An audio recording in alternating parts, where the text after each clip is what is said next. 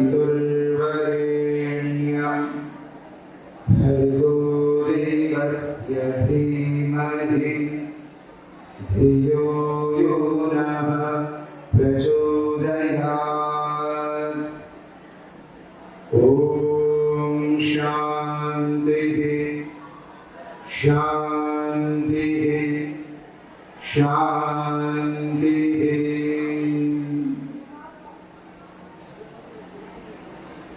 इस वैदिक मंच पर विराजमान सम्माननीय परम आदरणीय विद्वद्वृंद को, अतिथिगणों को नमन करता हूं। मेरे सम्मुख उपस्थित सभी अतिथिगण, विद्यार्थी एवं विद्यार्थी, आप लोगों से मुख्य रूप से दो बातें मैं कहना चाहूंगा। ध्यान से और गंभीरता से सुनेंगे, ऐसी आशा मैं करता हूं।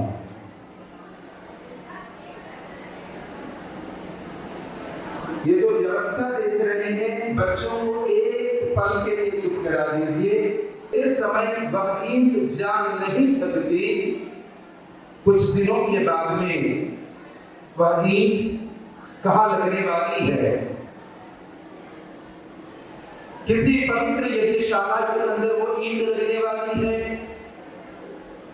अथवा कसाई की दुकान में वो ईंट लगने वाली है, उसे नहीं पता होता। किसी योग मंदिर के अंदर वो ईंट लग जाएगी, अथवा किसी श्मशान की चिता पर वो ईंट लगेगी, उस ईंट को नहीं पता। अनंत संभावनाएं वहां पर छिपी हुई है। उसी प्रकार जब एक शिशु बनकर के हम जन्म लेते हैं, हमें नहीं पता होता भविष्य में हम कहां पहुंचने वाले हैं। यदि सौभाग्य से वह ईंट किसी योगी महात्मा के हाथ में आ जाएगी, वो किसी सुंदर भवन की रचना कर डालेगी। और यदि दुर्भाग्य से वह ईंट किसी कसाई के हाथ में आ जाएगी, प्राणियों की हिंसा जहां पर होती है, वह ईंट वहां लग जाएगी। ठीक उसी प्रकार जन्म लेने के बाद में हम लोग भी सज्जनों की संगति में, उनके हाथ में आ पाते हैं, हम महान बन जाते हैं। और दुर्जनों की संगति में हम आते हैं, हम दुर्जन एवं राक्षस बन जाते हैं। आप सभी लोगों का सौभाग्य है, आप लोग एक ऐसी संस्था के संपर्क में आ पाए हैं, और ऐसी संस्था के संचालक के हाथ में आ पाए हैं। अब आपका निर्माण निश्चित रूप से श्रेष्ठ होगा।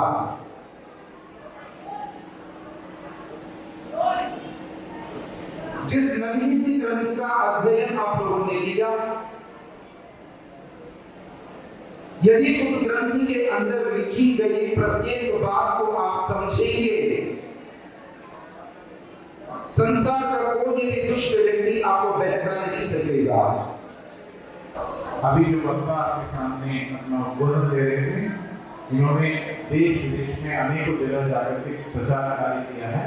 उसके बाद पुनः मातृभूमि पे आकर के अच्छे कार्य के लिए संलग्न है। यदि आप लोग श्रेष्ठ सभ्य बन करके रहेंगे, तो अच्छे लोगों का आगमन होता रहेगा। और यदि आप लोग थोड़ा भी करेंगे, अनुशासनहीनता दिखाएंगे, तो हो सकता है अगली बार श्रेष्ठ आपके मध्य में ना आए। तो इसलिए अनुशासन में रहते हुए आपको सुनना। अब मैं माता रंजन जी से निवेदन करता हूँ, माता जी आएंगे और आशीर्वाद प्रदान करेंगे। बच्चों और आगंतुक सभी, निरंतर आप सबका ध्यान इस तरफ आ रहा है। मैं सबसे पहले आचार्य हरि प्रसाद जी के विषय में कुछ अपने विचार प्रकट करना चाहती हूँ। आचार्य जी की योग्यता को सभी बहुत लोग जानते हैं, वर्ष अमेरिका में रह गए, वहीं आचार्य किया और बहुत ही योग्य हम कहेंगे पंडित, कर्मकांड के पंडित, अध्यापक, व्याकरणाचार्य, अध्यात्म में भी बहुत अधिक इनकी योग्यता है। मेरे को कोई समस्या होती है तो मैं आचार्य से बात करती हूँ, परामर्श लेती हूँ।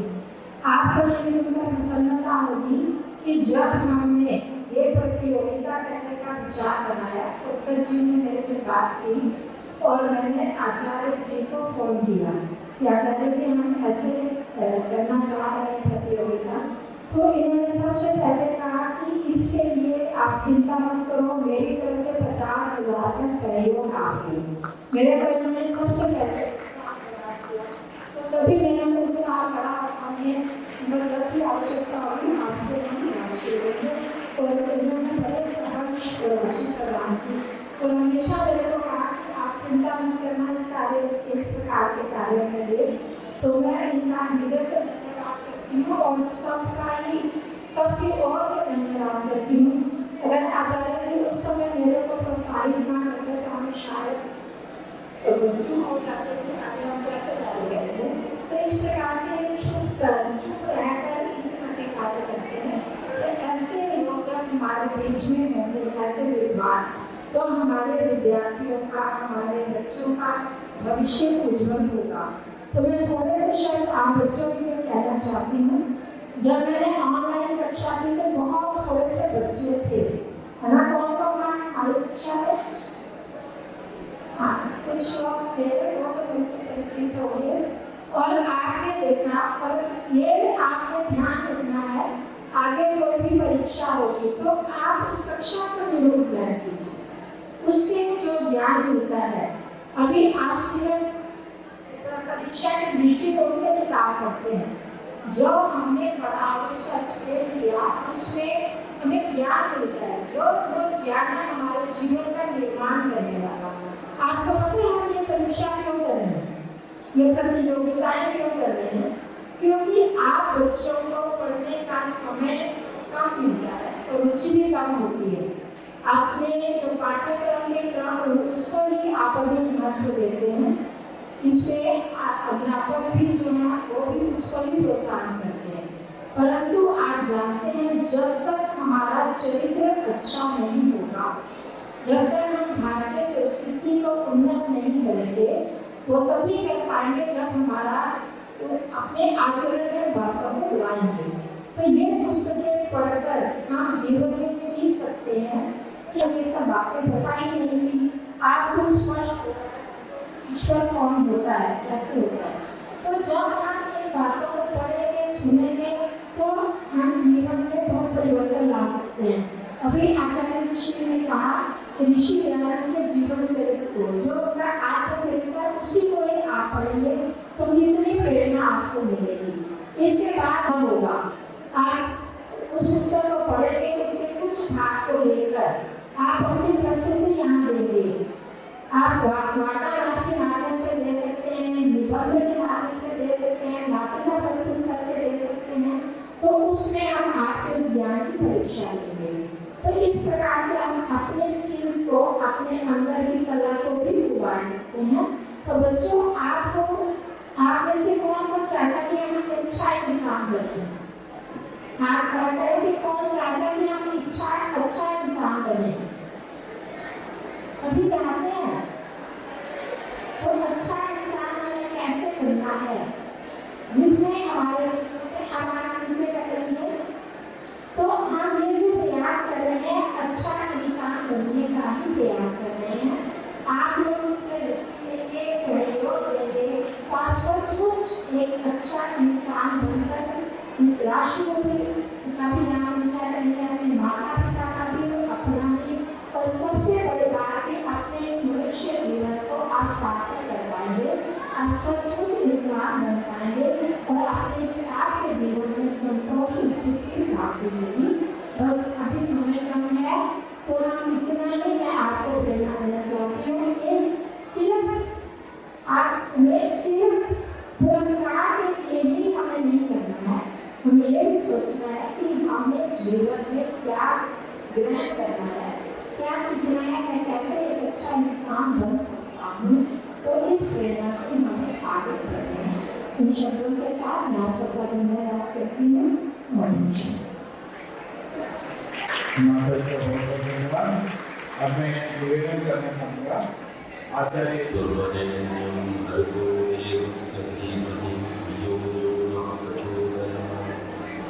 ओम शांति शांति शांति।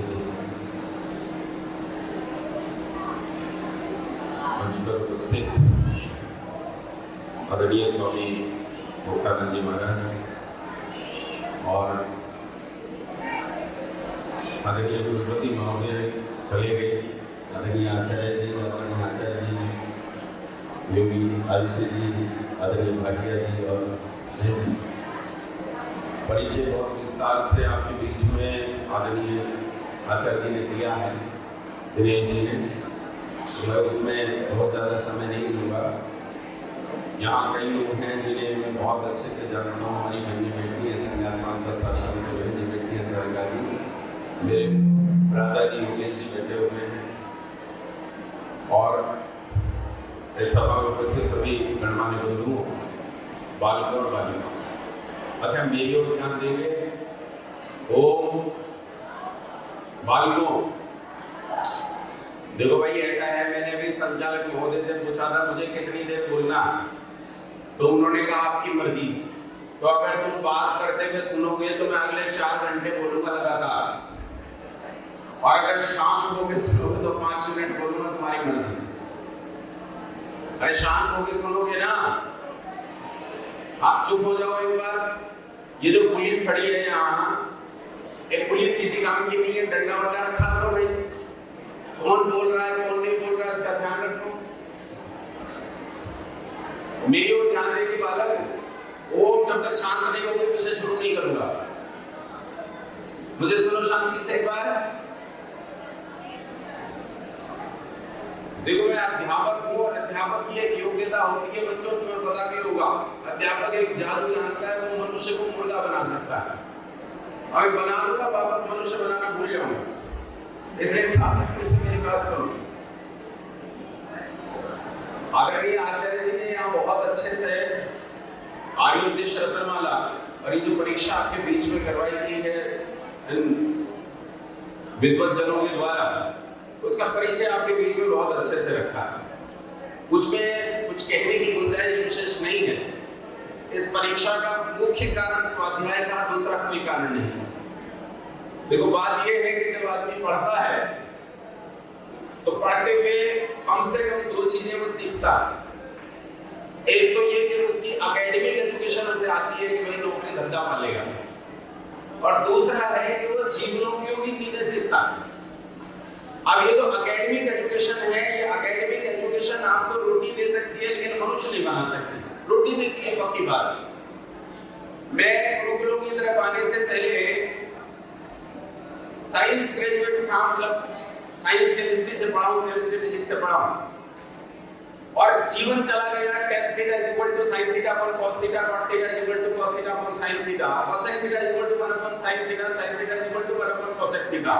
लेकिन मुझे आज तक पता नहीं चला sin थीटा किसकी माँ है और cos थीटा किसका बाप, tan थीटा किसका आता है, मुझे कुछ पता नहीं। मैं पढ़ता रहा e equal to x square f equal to minus f, लेकिन इसका मेरे जीवन में क्या उपयोग है ये मुझे आज तक पता नहीं चला। ये जो आर्योद्देश्य रत्नमाला तुम्हारे बीच में रखी गई है, ये शब्द का सामर्थ्य तुम्हारे भीतर प्रदीप्त करती है।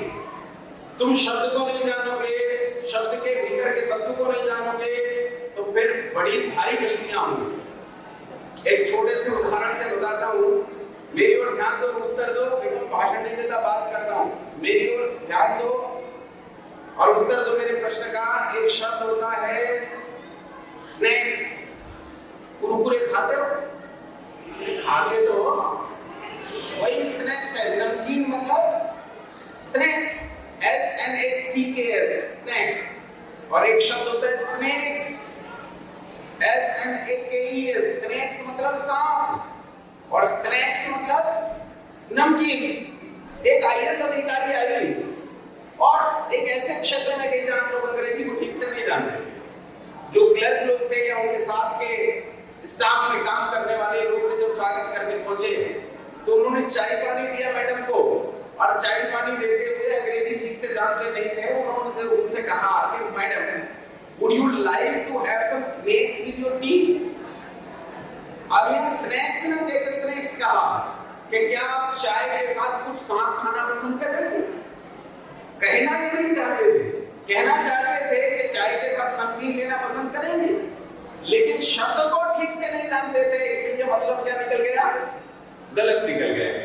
अभी जब मैं सामने बैठा था तो आचार्य जी बैठे थे, कुलपति महोदय उनके पास बैठा था, तो जिन आचार्य अभय जी की बात हो रही थी, आचार्य जी के संबंध में भी हुई, तो इन सबका उनसे विद्या और परंपरा का नाता, मेरा उनसे किंचित किंचित रक्त का नाता, मैं उनकी रक्त परंपरा में नहीं आता हूँ। उन्होंने एक पुस्तक लिखी ब्राह्मण की गौ, और ब्राह्मण की गौ नाम की इस पुस्तक में उन्होंने बहुत बढ़िया उदाहरण दिया इसी बात का कि जब हम शब्द को नहीं जानते तो शब्द का ऐसा अर्थ कर देते हैं जिस अर्थ का कोई उपयोग नहीं होता, जब नहीं जानते तो। इसलिए अपने जीवन में इस शास्त्र को प्राथमिकता दो और अपने जीवन में प्रयास करो कि तुम मनुष्य बन सको। याद रखना, व्यक्ति मनुष्य नहीं बनता, डॉक्टर बन जाता है। तो अगर मनुष्य नहीं बना, डॉक्टर बना तो डिग्री निकाल कर बेचे। मनुष्य नहीं बना, इंजीनियर बना तो 1700 करोड़ आपको भरना करके पड़े। मनुष्य बनना जीवन में सबसे जरूरी चीज है।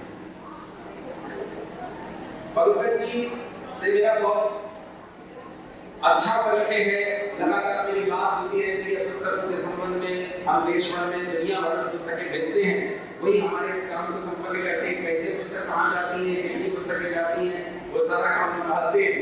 और इनकी पूरी टीम जो है, मैं कुछ कन्याओं को नाम से जानता हूँ, उस काम को जानता हूँ, और कुछ कन्याएं हैं जिन्हें नाम से जानता हूँ, कुछ कन्याएं हैं जिन्हें शायद मैं नाम से नहीं जानता, उनके साथ जो युवक हैं उन्हें नाम से नहीं जानता, लेकिन उनकी पूरी टीम बहुत बढ़िया काम कर रही है।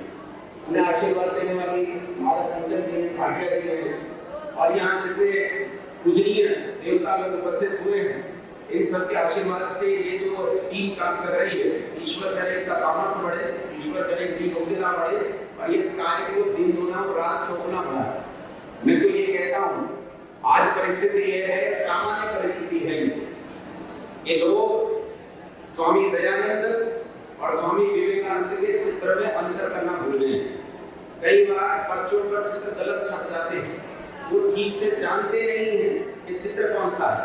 स्वामी दयानंद का पूरा नाम स्वामी दयानंद सरस्वती है, लेकिन विवेकानंद के नाम में सरस्वती शब्द नहीं आता, उनका नाम है स्वामी विवेकानंद, लेकिन लोग उसी प्रवाह में उन्हें भी स्वामी विवेकानंद सरस्वती बोल देते हैं।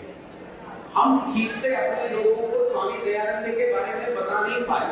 ऐसी परीक्षाएं न केवल उन्हें तत्व बताएंगी, अपितु ऋषियों तक लेकर जाएंगी जो उसके वास्तविक मार्गदर्शक हैं। ऋषियों तक बात जाएगी तो निश्चित रूप से हमारा समाज विद्या संपन्न होगा, कल्याण होगा, राष्ट्र की उन्नति होगी। बहुत धन्यवाद, प्रणाम।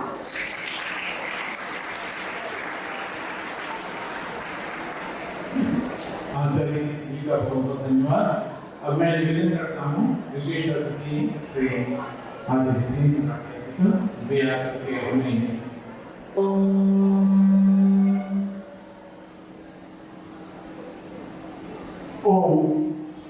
सभी को नमस्ते।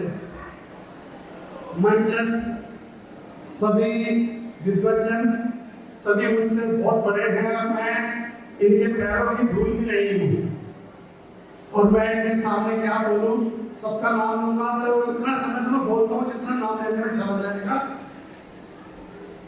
आज इस कार्यक्रम में एमडीएच के डायरेक्टर महाशय राजीव गुलाटी जी को निमंत्रण दिया गया था, और मैं ये मानता हूँ कि अगर आज वो इस कार्यक्रम में होते तो वो इतने खुश होते, वो जितने कुछ बच्चों को देख के होते हैं ना, जितने बच्चों को यहाँ देखते, तो वो मैं कहता हूँ वही कहते हैं 4 प्रतियोगिताओं के कैसे अभी ले लो। वो उनका शिक्षा के क्षेत्र में इतना मन लगता है, वो कहते हैं शिक्षा के क्षेत्र में कुछ जो करना चाहो करो।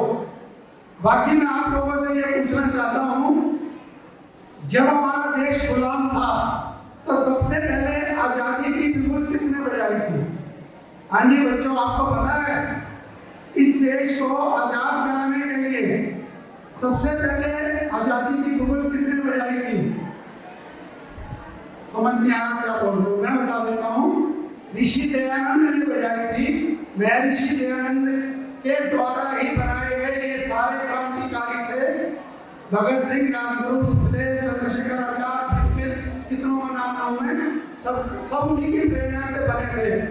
तो आज अगर आप उनके ग्रंथ पढ़ोगे तो आप किसी के पराधीन नहीं रहोगे। जब उन्होंने इस देश को पराधीन नहीं रहने दिया तो आपको भी पराधीन नहीं रहने देंगे। उनके ग्रंथ ये छोटे छोटे पढ़ोगे तो आप अपने अधीन 10-10 हजार लोगों को रखोगे।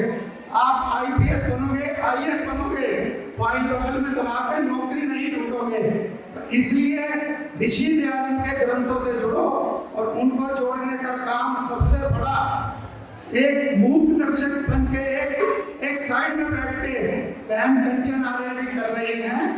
उन्होंने ऐसी ऐसी किताबें लिखी हैं जिनको आप पढ़ोगे तो आप इनको ढूंढोगे कि ये कहाँ मिलेंगी।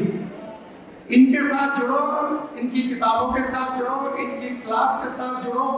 आपको जीवन में कहीं भी पीछे मुड़कर देखने की आवश्यकता नहीं पड़ेगी। कहीं भी आप हताश निराश नहीं होंगे, क्योंकि इनकी हर किताब में ऋषि दयानंद है, वैदिक धर्म है। इनसे जुड़ोगे तो आगे बढ़ोगे। जैसे ये देश पराधीन नहीं रहा, आप भी किसी के पराधीन नहीं बनोगे। ओम शाम। इतना ही था। साल में एक बार नहीं 2 बार करो। MDH आपके साथ खड़ा है, जो सहयोग चाहिए होगा MDH से मिलेगा। बच्चों के भविष्य के लिए हर समय MDH तैयार है। आप जो चाहो वो कार्य करो, आपको उसके लिए सहयोग मिलेगा। धन्यवाद। आपको तरीका होगी कि जब हमने आयोजन शुरू किया तो किसी मैंने निवेदन किया तो इन्होंने MDH वालों से 1,51,000 का सहयोग प्राप्त करवाया है। इसलिए 1,51,000। तो आचार्य का संकल्प होता है चरित्राम से शुद्धानि। आप महर्षि दयानंद सरस्वती जो स्वयं में आचार्य हैं इस पूरे संपूर्ण देश के, हमारे आचार्य जी का संकल्प उनके शास्त्रों के अध्ययन के माध्यम से, उनके विचारों को जानने के माध्यम से हम प्राप्त कर सकते हैं। तो आप एक सच्चरित्र बना करके ये शास्त्र निकालेंगे और प्रतिदिन आप इन ग्रंथों का पारायण करेंगे। जो कंठस्थ हो गया है उसको कभी छोड़ना नहीं। अब मैं निवेदन करता हूँ आचार्य आदित्य योगी जी का।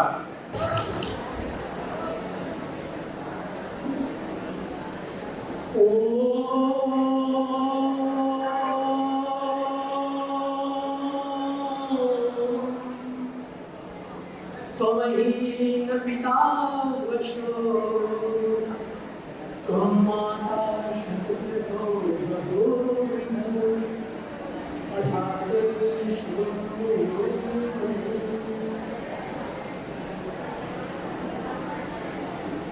उपस्थित मंच पे विराजमान विद्वजन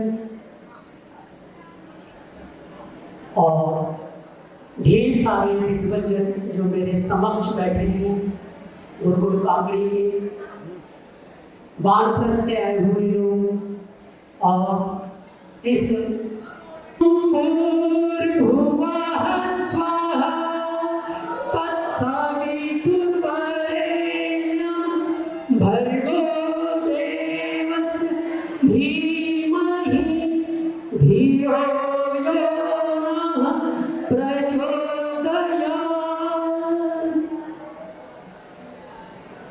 आप सभी लोगों ने मंत्र बोला है। इस मंत्र का मतलब अर्थ मीनिंग समझते हैं आप? What is the meaning of in this mantra? This mantra has the superlative degree benefits of prayer.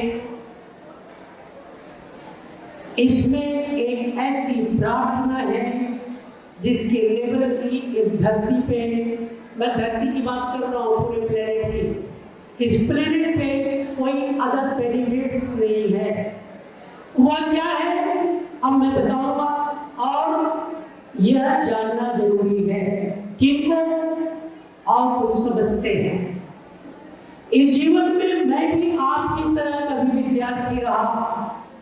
It is so lengthy work, it is so lengthy time, it is so boring time of learning, of education learning. पढ़ाई का काम सबसे बोरियत का काम है, कोई अच्छा काम नहीं। किसी बच्चे को भी पढ़ाई अच्छी नहीं है, सभी पढ़ाई की बोझ से फजल हो जाते हैं, परेशान हो जाते हैं, दुखी हो जाते हैं। है ना ऐसा? सभी परेशानी। छोटे से बच्चे को जब हिंदी का क लिखाया जाता है, ध्यान से सुनना मेरी बात को, मैं तुम्हारे काम की बात कर रहा हूँ बच्चों की, विद्वानों को भी काम आए तो ठीक है। दूरी कौन बताएगा, यह काल की गणना कौन करेगा, वह गणित से पता चलेगा कितने समय ये रहे। और भी कुछ बातें समझे। जियोग्राफी, भूगोल, पृथ्वी की मोमेंटम, पृथ्वी की भ्रमण और परिभ्रमण, कितने दिन में वर्ष होता है और कितने घंटों में एक पूरा रात्रि और दिवस होता है, यह सब गणित से ही जाना जाता है और किसी चीज से नहीं। साइंस में चले, H2O, इतना हाइड्रोजन, इतना ऑक्सीजन मिलाएंगे तो पानी बनेगा। यह क्या है? गणित है। सभी जगहों पे आप जाओगे तो गणित समझ में आएगा। सबसे सत्य विद्या गणित है। और मैं तो एजुकेशन की बात कर रहा था बच्चों के लिए। कुछ और बातें सुन लें। यदि घर में चूल्हे पे चावल पकाया जा रहा है, उसमें कितना चावल, कितना पानी, और उस पानी वाले चावल वाले बर्तन को कितनी देर तक, कितना हाई टेम्परेचर दिया जाएगा तो चावल पकेगा। यह गणित है, सारा मैथमेटिक्स है। आपने जो कपड़ा पहना है ना, कपड़ा, इस कपड़े में कितने थ्रेड, कितने धागे वर्टिकल हैं और कितने हॉरिजॉन्टल हैं, ये सब गणित है। आपके जूते, चप्पल, कपड़े में लगने वाले बटन, चश्मे और चश्मे के फ्रेम, हाथ में पेन, पेन के अंदर इंक, और इंक से इस पेपर पे लिखेंगे, वह सब गणित से बना है। ध्यान रखना, गणित में चूक हो जाएगी, सब गड़बड़ हो जाएगा। बहुत से लोगों को पता होगा जो हमारे उम्र दराज होंगे, नहीं हो सकती थी। आज इसकी सफलता में आप सबका बड़ा योगदान है। अगर आप सबका जो है खुश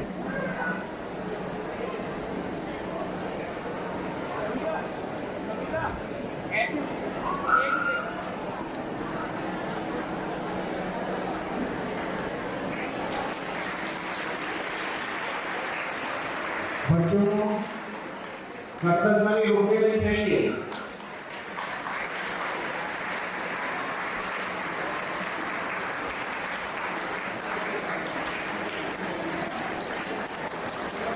फोन लेके पीछे आ जाइए सर।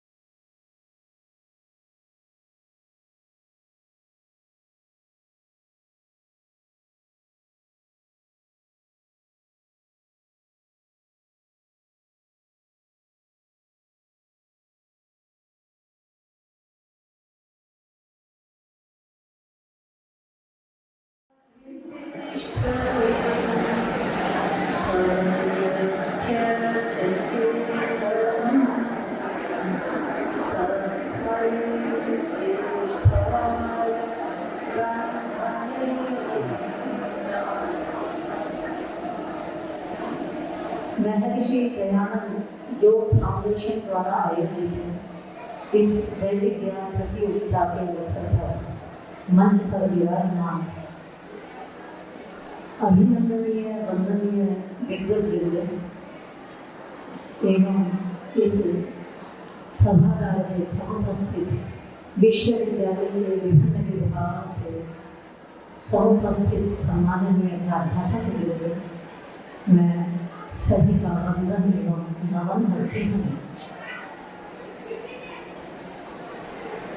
और मैं नमन करती हूँ अमर हुतात्मा स्वामी श्रद्धानंद की मानस को इस विश्वविद्यालय की पुण्य भूमि को कि आज हम सब उसका स्मरण कर रहे हैं। उन्होंने जिस गुरुकुल परंपरा को महर्षि दयानंद ने जिसका संदेश दिया, उस गुरुकुल परंपरा का जिन्होंने पुनः प्रचार और प्रसार करके स्थापना भी किया और इस सभागार में समुपस्थित समस्त छात्रागण और छात्रवृंद देखिए एक बार मेरे से संवाद करेंगे क्योंकि आप सब हम लोग सुन चुके हैं। आप सबने आर्योदेश रत्नमाला की इस वैदिक ज्ञान प्रतियोगिता में भाग लिया। उस प्रतियोगिता से मैं आपने उसका अध्ययन भी किया और जिन शाब्दिक और अर्थ के सहित जिन सिद्धांतों का आपने अध्ययन किया वो सामान्य सिद्धांत नहीं है, वो एक रत्न है। उन रत्नों की माला को आपने पहना है और जो जितना गहराई से उन रत्नों की माला को आत्मसात करेगा उसका जीवन उतना अधिक प्रकाशित होगा, देदीप्यमान होगा और जीवन के प्रत्येक दोराहे पर आपको रत्न ऐसे प्रकाशित करेंगे कि आप अधर्म के स्थान पर धर्म के मार्ग पर चलेंगे, अज्ञान के स्थान पर ज्ञान का प्रकाश प्राप्त करेंगे और पाप के स्थान पर पुण्य का मार्ग अपना प्रशस्त करता है। मैं अधिक में कहती हुई सभी जो प्रतियोगी रहे हैं इस प्रतियोगिता में उनसे दो वाक्य में दोहराऊंगी। एक संकल्प के साथ आप इस कार्यक्रम को समापन की ओर लेकर के चलेंगे, समाप्त करेंगे। सभी छात्र और छात्राएं मेरे साथ एक बार बोलेंगे वेद के उस वचन को जो कुछ आपने आर्योदेश रत्नमाला के माध्यम से इसकी जो हमारी व्याख्या करने वाली विदुषी बहन है जो सारस्वत साधना में समृद्ध रही और आज भी लगातार लगी हुई है, जिनका जीवन सरलता और सादगी की प्रतिमूर्ति है, उन्होंने बड़ी ही सरल भाषा में इस ग्रंथ की व्याख्या की है और आपको उसका अध्यापन कराया है। तो वो जो कुछ उनका श्रम है उस श्रम को आप एक संकल्प के साथ यहाँ से लेकर के जाएंगे। सभी छात्र और छात्राएं मेरे साथ मिलकर के बोलेंगे अथर्ववेद के उस वचन को, ऋषि के उस वचन को, परमपिता परमात्मा के उस वचन को मय्ये वास्तु, सभी मेरे पीछे बोलेंगे मय्ये वास्तु मयि श्रुतम। आपने कहा जो कुछ मैंने अध्ययन किया है वो मेरा सुना हुआ मेरे पास रहेगा, मुझसे दूर नहीं जाएगा, मेरी स्मृति में बना रहेगा। ऐसा आपने इस अथर्ववेद के वचन से एक संकल्प लिया। दूसरा एक और वचन आप बोलेंगे मेरे साथ, समश्रुतेन गमे महि मां श्रुतेन विराधिषि। जो कुछ हमने आर्योदेश रत्नमाला के अध्यापन को सुना, जो कुछ पढ़ा, उसके हम सदा अनुकूल चलेंगे, हम कभी भी उसके विरुद्ध नहीं चलेंगे।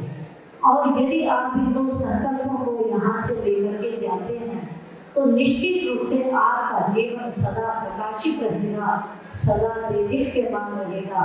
इन्हीं शुभकामनाओं के साथ और शुभाशीषों के साथ आपको इस प्रतियोगिता में भाग लेने के लिए बहुत बहुत धन्यवाद। धन्यवाद। और जिस टीम ने इस आयोजन को किया है वो भी बहुत ही साधुवाद की पात्र है कि वो इसी प्रकार के आयोजन को करते हुए अपनी इस प्रतिभा को, युवा छात्रों की प्रतिभा को विकसित करते रहे।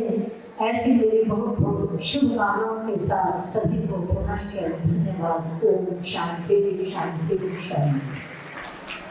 आंदोलन जी का बहुत बहुत धन्यवाद। समय बहुत तेजी से चलता जा रहा है। अब जो प्रतियोगी पुरस्कार की योग्य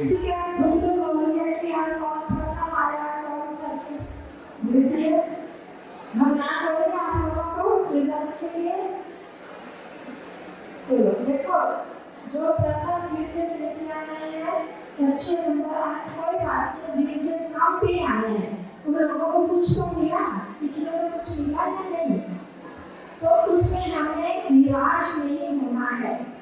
आपको पता है हमारा जीवन में नेगेटिव थिंकिंग नहीं होनी चाहिए। हमारे बच्चे हैं जिनके अच्छे नंबर आए उनको भी सम्मानित किया जाएगा, और उसके बाद के जो बच्चे हैं वो अपने आप में प्रोत्साहित हैं, उनको प्रमाण पत्र उनको भी मिलेगा। ठीक है, तो अब कनिष्ठ वर्ग है 9th 10th के, उनमें से 15 बच्चे जो प्रथम द्वितीय तृतीय के बाद जो 15 नंबर के बच्चे हैं उनको हम बुला रहे हैं, वो आएंगे। शिखा चंद्र ज्वालापुर इंटर कॉलेज हरिद्वार है यहाँ पर।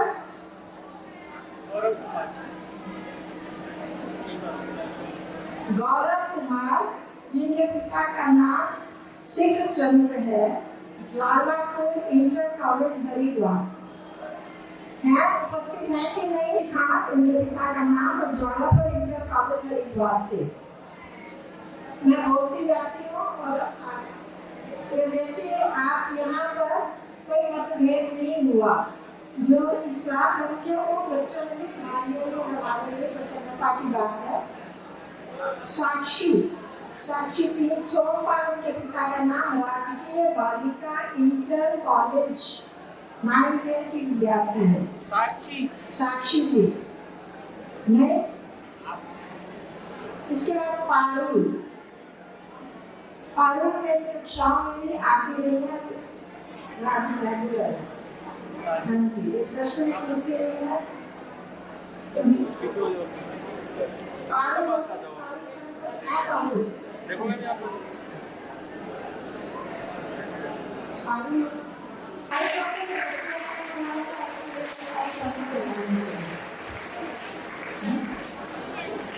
दूसरा माइक है,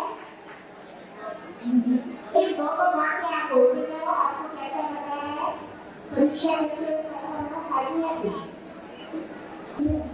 तो मेरा नाम राशि है और मैं कक्षा 9 की छात्रा हूँ PhD DBIC स्कूल से, और इस परीक्षा से मुझे बहुत कुछ सीखने को मिला। सिर्फ मेरी पर्सनैलिटी चेंज हुई और मुझे पता चला कि संस्कृत और संस्कृति जानना कितना अच्छा होता है। इससे हमें बहुत कुछ पता चला, अपने माता पिता की रिस्पेक्ट करना और शांति को किस तरह से अपने वातावरण में लाना, आदि चीजें मैंने इससे सीखी और मुझे बहुत पसंद। Thank you.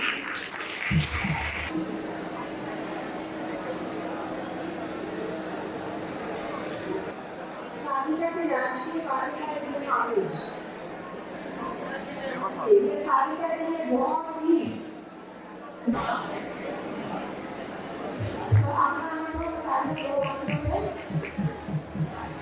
मेरा नाम साधिका है, मैं DBIC ज्वालापुर से हूँ, और मुझे इस पुस्तक के बारे में मतलब इसे पढ़ के मुझे इतनी अच्छी नॉलेज हुई इससे कि मुझे धर्म, अधर्म और ईश्वर के बारे में पता चला, जिससे हमें चेंज हुआ है और भी मुझे बहुत कुछ अच्छा लगा है।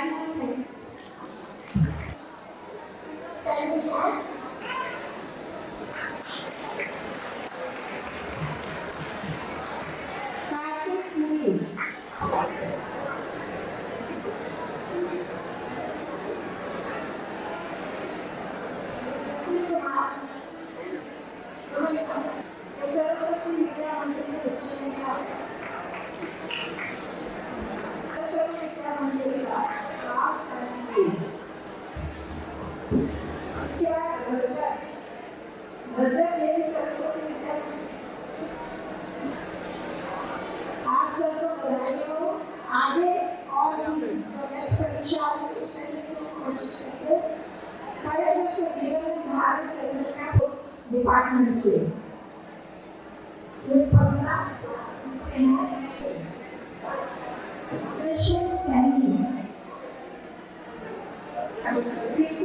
प्रीति श्रीवास्तव। ठीक है सर। प्रीति श्रीवास्तव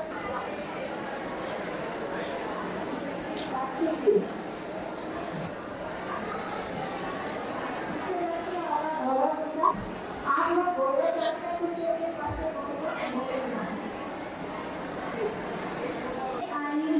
रत्नमाला प्रकाश पढ़ के बहुत ही अच्छे प्रकार के ज्ञान मिले जो हम अपने दैनिक जीवन में यूज नहीं करते तो भी हमें जानने को मिला इससे बहुत बहुत धन्यवाद। कैसे इधर आ जाओ आप इसके बाद भगवान आप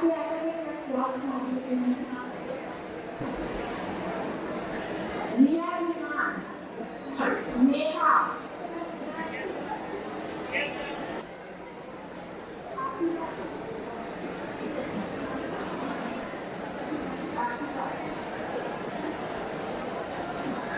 अनुष्का त्यागी आप सबको बधाई हो। आप फर्स्ट सेकंड थर्ड हाँ बहुत बहुत बधाई हो आने वाले को। द्वितीय पुरस्कार इसी समय में श्वेता सिंह